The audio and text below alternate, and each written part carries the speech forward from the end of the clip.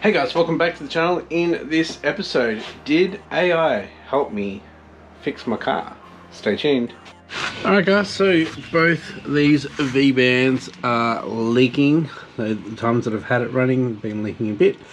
Now I haven't really tightened them up. I've tightened them up with the battery ratchet, and I haven't gone any further to tighten them. So we'll just tighten them up. Hopefully that fixes it, and we'll get her started.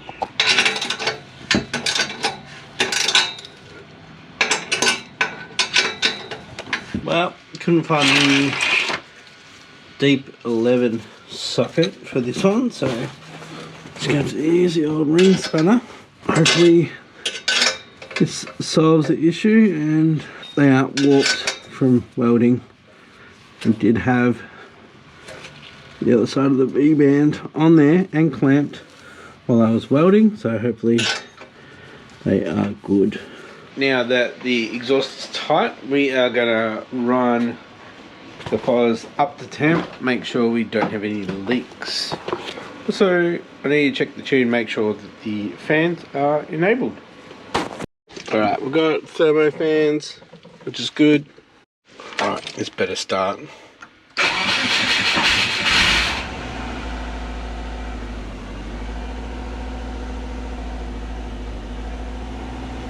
Oil pressure sensor.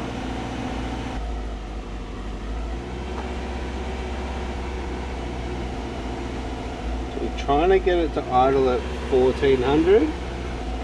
Alright, exhaust is leaking. Oil cooler is leaking.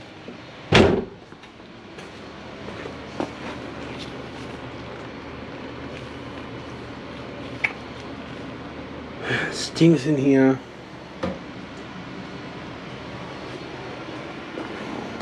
So annoying. Like really bad. Exhaust leak again. In there. How wet it is back there. Hope those V-band flanges aren't warped.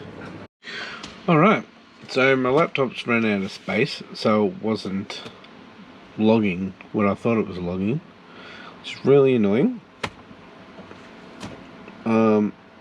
I've smoked out the neighbourhood because it's revving to 2000, 2200.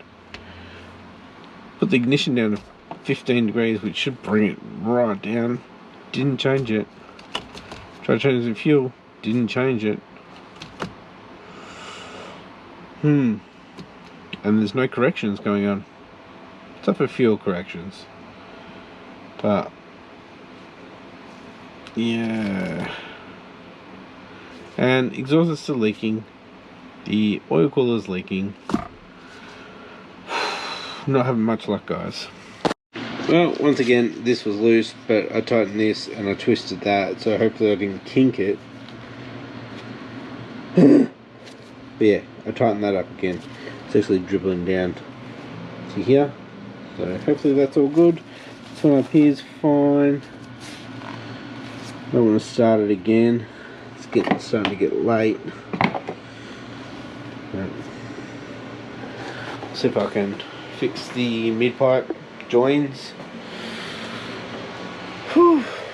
I can't find my 11mm socket either. Don't know where it went. Alright guys, so I've realised that when I set the base time, I did it while cranking, not while running the car. So now that the car starts, we can get it running. Up at the 2000 is actually perfect. That's where it should be pretty stable, and then we can adjust it. So with the timing light, got the laptop, can do it right here, and we'll get it on the money, and then we should be able to get it to idle down again. We've got to take number one coil out, put the lead that I had back in there so we can attach the light and connect it to the spark plug so we can run it. So let's get to it. Alright, we are all set. Lights connected, ready to go. Make sure I got battery on that laptop. It's dead. I'll go charge it and come back. So I was about to start doing the timing on this, and I dropped my phone in that oil. Yeah, awesome. Alright, we're going to get us started shortly. Now, I'm going to lock the firing angle at 17, where I found it to be cranking at 0. So it may not rev up to the 1500 to 2000. I'm going to loosen off a little nut on the throttle, so if I need to, I can adjust it and get it up there. So like I said before, it's most stable around 1500 to 2000, what I've heard. So just adjust it with that if I need to. We can see the RPM there on the laptop. And yeah, I'm going to put the lock mode on.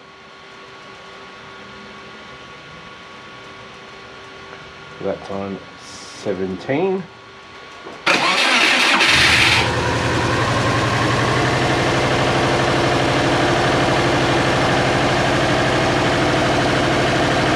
There's 1500.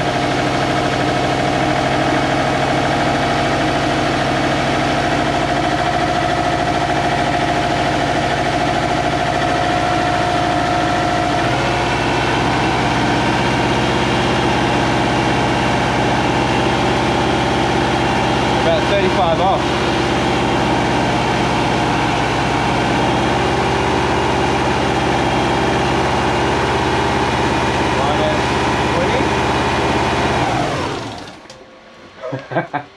That's way too fast.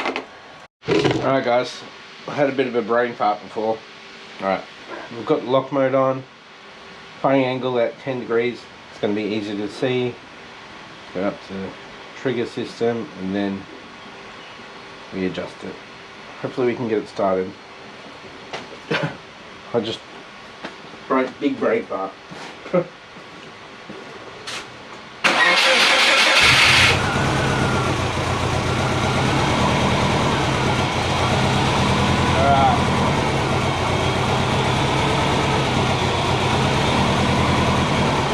Pretty close.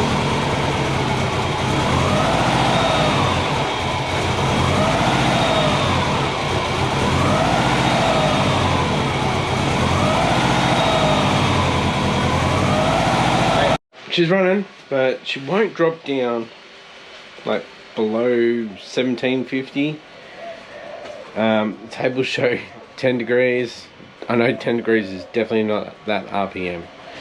Now I can go into corrections and minus 30 degrees and it drops it down to idle, like 800, 750, 800. So I'm starting to think I got top dead center wrong. So I'm going to let this cool down and check it again. So I've got to get this fan off so I can rotate the crank. Yeah, I'm going to see if I can seal up that exhaust properly and then we'll go from there. But yeah, this is annoying. I set fuel pressure again. It was actually way off. I don't know how. It was way off. I'm going to fix that. But that didn't change anything. Still my heading. Alright guys, I've triple checked the timing. Timing is on point. It's either something to do with the tune or throttle body. Now the cable was loose. That did fix it a little bit.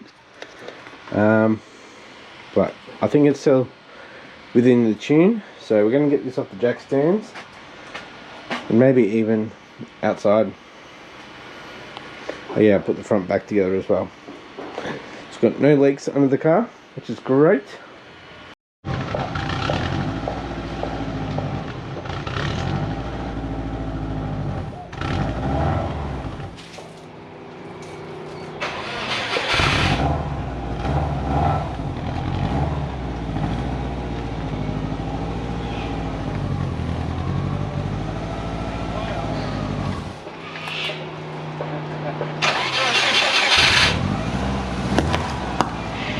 Alright, I think it's about time I give her a little wash. Just a rinse off, really. Alright, starting to think that the idle thing is now a vacuum leak. I pulled the vacuum line off, fuel pressure regulator, and I idled it up, and it wasn't moving all around. So I do have a smoke tester. I just need to get some oil for it. So I'll go do that, and hopefully later we can see what the issue is. I need to do something about the clutch too, because I stalled it like 3 times coming out. Yeah, it's not a lot of travel.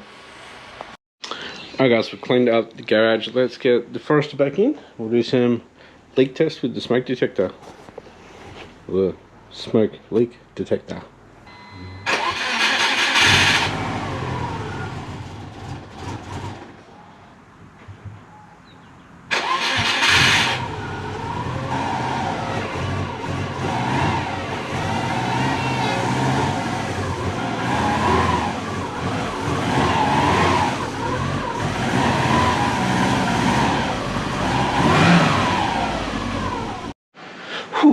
I was just looking at the fuel trims on the Haltech gauge and they were going crazy. So they were correcting itself to try to idle, but yeah, let's check for some leaks. I did change something around off screen. So I had trusty old Chat GPT helping me out, and I ended up putting everything that needed vacuum from the manifold on a separate hose. So I had the ECU teed off to the blow-off valve, so it was nice and easy here. Now we've got one over here, goes through to the blow-off valve. I've always had the fuel pressure regulator on its own, which is this one here, which actually goes inside and straight down. And yeah, the map on the Haltech is here. They're all by themselves, and we do actually have a leak. So we may have changed or fixed something. Well, when I disconnected the fuel pressure regulator, it idled smoothly. When I took it off, it was, or when I put it back on, sorry, it started to idle rough. So something to do with the fuel pressure regulator, maybe the gauge is actually leaking, because I did bend that. Anyway, I'll show you where I'm leaking from on the vacuum side. Alright, so we've got it hooked up to the vacuum line that was here, so the blow-off valve. Let's see what happens. So pressure, 7 psi, about 7 psi. Can you see that? Blow-off valve is leaking. Might see if I can rotate it around and see where it's actually leaking from.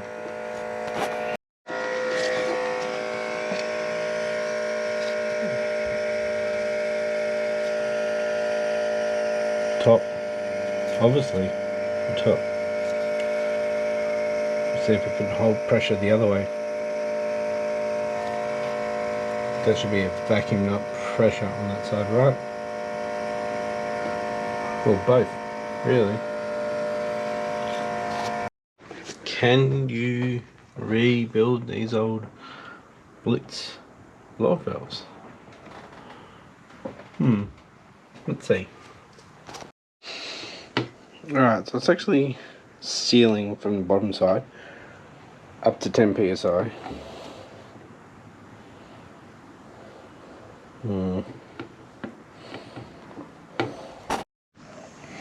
Alright, I might pull this top off and see if I can change over the O-rings on the piston. Alright, pulled it apart. There is no O-ring. That is the seal. I think this is like the pre to that little bit down there. I think it allows it to come out there first and then out the big one. And we'll oil that up and chuck it back in. Alright, well, the seal is on the pressure side, not the vacuum side. You can see it's already there, so that's why smoke's coming out, because it's already, I can bleed it off. So at least we have it on separate vacuum lines now. That should be better. Alright, actually got it hooked up to the fuel pressure regulator. See if it leaks. So here we're at 18. And actually on the pressure gauge it's going up to 30. Alright, I might do crankcase. Put it down the dipstick. Alright, first time checking the oil and it is down a bit after changing over the oil cooler. Alright, got it down the dipstick. We should see it coming out of here. It should be the only place.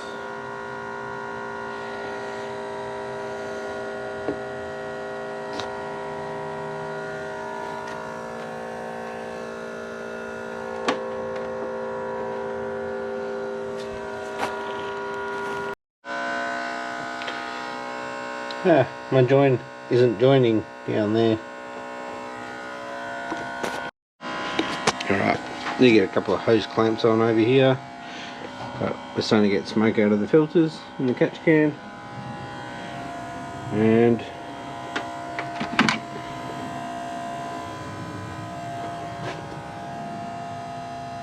that is it. Which is great. Alright, topped it up with oil. When I started pouring it in, the smoke started to come out of here, so displacing the smoke that I just put in there. So probably when I start it, we'll get a bit of smoke out of catch can area, or if I can just leave that popped, we'll displace it pretty quickly. So don't be too concerned when I do start it and it smokes. Right, I'll start her up now. Let's get that back on. I'm just going to pop that out and see how much smoke pours out of there. Let's get the power on. Haven't got much fuel, so we'll probably have to go get some fuel in a jerry can.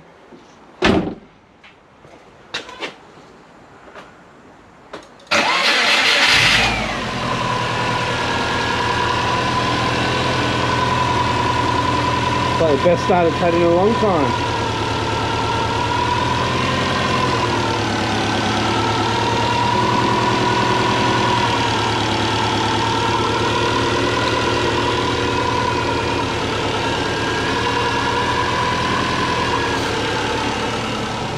Could it have been vacuum leaks?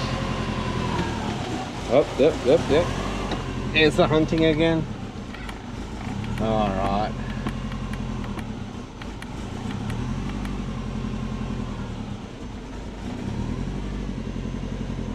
Crazy. Haven't got the computer in here. Need to get some fuel into it. Some good fuel maybe. Alright guys, I think that's it for this episode. Next episode we'll get stuck into the intake. Probably have to change a few things in this area to fit a big 4-inch intake with a filter of some sort. So stay tuned for that. Thanks for watching guys. Catch you next time. Bye.